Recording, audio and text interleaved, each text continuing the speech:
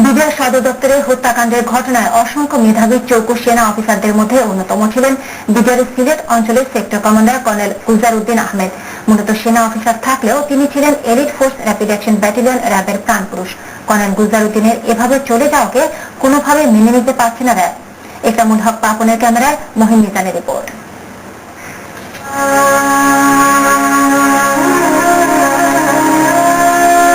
শৈশবে কিছুটা চঞ্চল ছিলেন কর্নেল গুলজার উদ্দিন আহমেদ। অসম সাহসিকতা আর চৌকস বুদ্ধিদীপ্ত সেনাবাহিনীর এই কর্মকর্তা কর্নেল গুলজার র্যাব 3-এর কমান্ডিং অফিসার হিসেবে যোগদানের পর প্রতিষ্ঠানটিতে অতিরিক্ত মহাপরিচালক হিসেবে অত্যন্ত দৃঢ়তার সঙ্গে দায়িত্ব পালন করেন।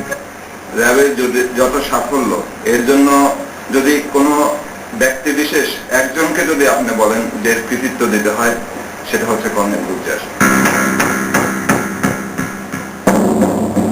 সারা দেশ যখন জঙ্গি আতঙ্কে ভুগছিল, তখন এই কর্নেল গুলজারের নেতৃত্বে শায়েক রহমান, বাংলা ভাই সহ সব শীর্ষ নেতাকে গ্রেফতার করে বিচারের আওতায় আনা হয়।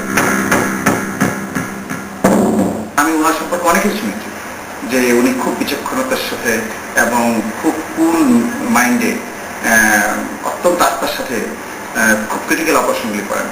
তো সেজন্য মনে মনেই আমি তাকে কিন্তু ওই টেলিভিশনের মাধ্যমে দেখি তার প্রতি আমার একটা আগ্রহ সৃষ্টি হয়।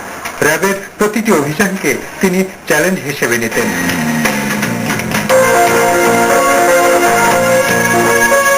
তাদের কোন সিনিয়রদের থেকে আমরা সহকারে নিতেন, আমাদের জুনিয়র যারা আছে তাদেরকে কখনোই বুঝতে দিতেন না যে আমরা এদিকে বোঝা যায় যে স্যারের কত বড়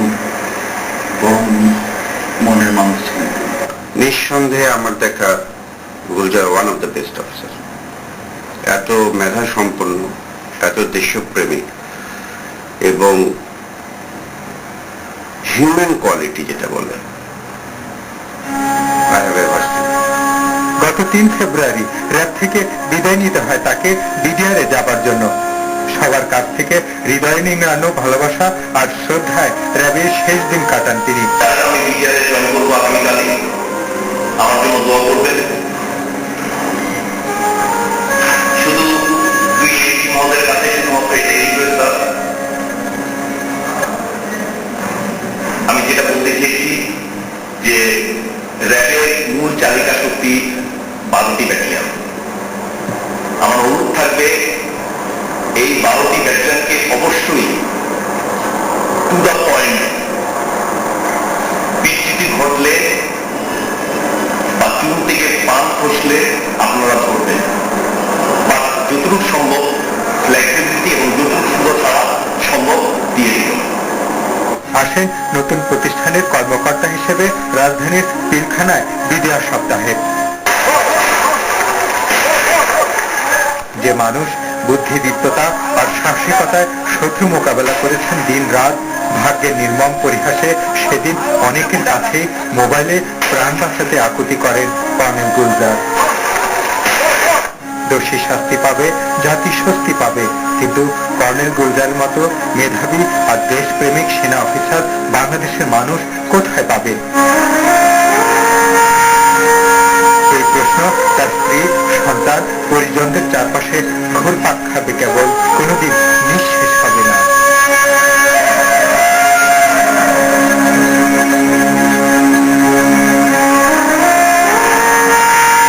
মহিন মিজান, দিগন্ত টেলিভিশন।